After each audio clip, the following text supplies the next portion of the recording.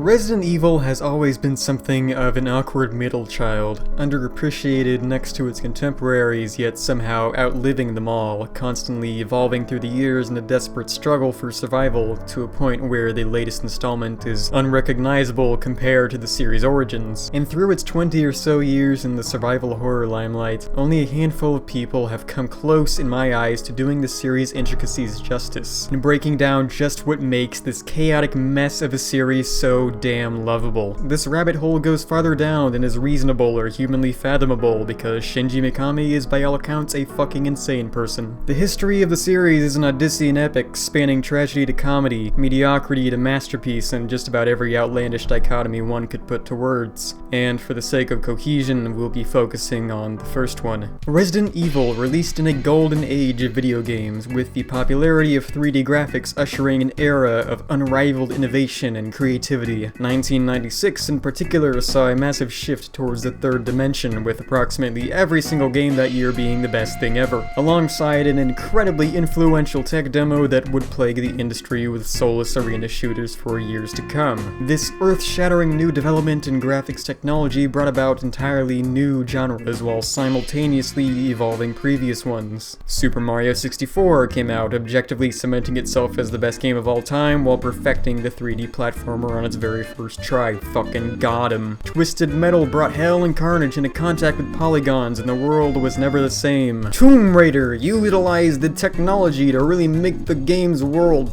pop out at you. Really felt like you could just reach out and grab it like it was right in front of you. And then ka-chow, Resident Evil. Through a foggy veil of FMV and really good voice acting rested Spencer Mansion. And behind those doors rested some zombies and a whole bunch of other stuff, like hunky lizard boys and big cuddly spiders. Much like its emo younger brother Silent Hill, Resident Evil was a game that used its limitations to its advantage. Without a way to cram more than 10 polygons on the screen at any given time without the PS1 crying, the game's scope was narrowed down in as literal a sense as you could possibly imagine, as in the entire game literally takes place in narrow hallways in lieu of a more open design philosophy that would potentially sacrifice the game's masterful cinematic presentation and end up looking like Pepsi Man. And less backgrounds and FMVs meant that unlike other games from the time, they had the godlike liberty of modeling actual hands on the characters, instead of horrifically misshapen hooves. Final Fantasy VII made the vital mistake of putting more polygons in Cloud's hair than Chris's entire shapely ass, showcasing the difference in values between Sakaguchi and Mikami, the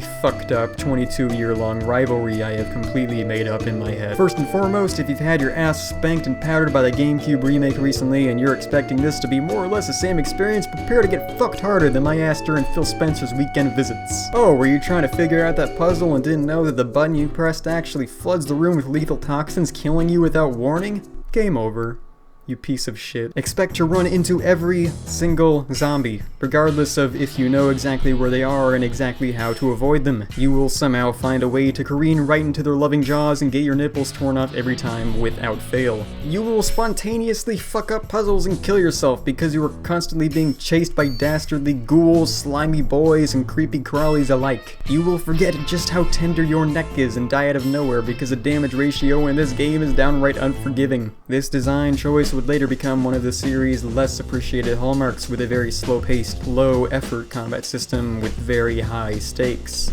This is one choice the series never really shook off, along with the dreary atmosphere and the being good. Even in the later games, it took a more action-oriented approach to overall presentation. One fatal chomp to the ass could mean a game over, and in some cases a trip back to the local GameStop. But this is not to say there is anything wrong with a more slow, methodical approach to gameplay. Quite the opposite, actually. Anybody can blow a zombie's head off with a shotgun and piss in its gushing neck stump, but it takes a certain kind of expertise to maneuver Jill's fat ass around a horde of the undead, or more often a single unit of the undead. Game over. Luckily for you, the game allows you to save at virtually any time, given that you have a spare ink ribbon on hand and can make it to the nearest typewriter. No other game I know of has the sheer balls to take something so familiar and comforting, so widespread and taken granted of, as the ability to save the game, and make even that into a valuable resource that must be managed and used wisely. Along with every bullet you fire, herb you shove up your ass, and kawaii zombie that noms on you, saves and literally every other action you take in the game have a clear benefit and consequence. This game's most common puzzle is use gun on zombie, and there's only so many times that puzzle can be solved before you run out of solutions. Methodically planning out routes and mathematically deducing which zombies to obliterate with an abacus and glasses and shit is the most unique experience Resident Evil has to offer, and no game since has even entered Shinji Mikami's primal blood circle from which there is no escape. This is an unspoken rule of game development. Stay out of Mikami's blood circle. He'll fuck you up. The game adapted Metroidvania-esque backtrack-a-thon design philosophy and ramped it up to fucking fuck and just had you backtrack through the same areas from beginning to end to beginning. And that'd be horrible if not for how the mansion was also constantly evolving. Unlocked doors sprawling out into an unending labyrinth of insane passageway and rooms. The design of the floors penciling in on themselves in a compressed ball of design genius. I'm jerking off at this right now. I'm crying. And while the acting was laughable even at the time, and today it's reached the fucking cheese singularity and modern audiences can only hear a high-pitched ringing when the characters' mouths open, it had a story, and that's what mattered. Backstabbing, tragedy, relationships, and tensions, it was all there. Jill was hot, Chris made young Clover realize some things about himself, and I want Barry to be my dad. When the game's predecessor, Sweet Home, came out in 1989, it was like that one scene in Back to the Future where Marty McFly goes from playing Johnny B. Good to a power solo and the audience is just like, what the shit? And he's all like, huh, guess you guys aren't ready for that, but your kids are gonna love it. 1996 was the kids and the kids loved it. Famitsu, 38 out of 40. Game Informer, 9.25 out of 10. GameSpot, 8.2 out of 10. Electronic Gaming Month, the Game of the Year runner-up for obvious reasons. It was a smash hit and brought an entirely new genre into the limelight. This is where we entered the survival horror. And immediately, disgusting, slimy imitators begin slithering out from the woodworks.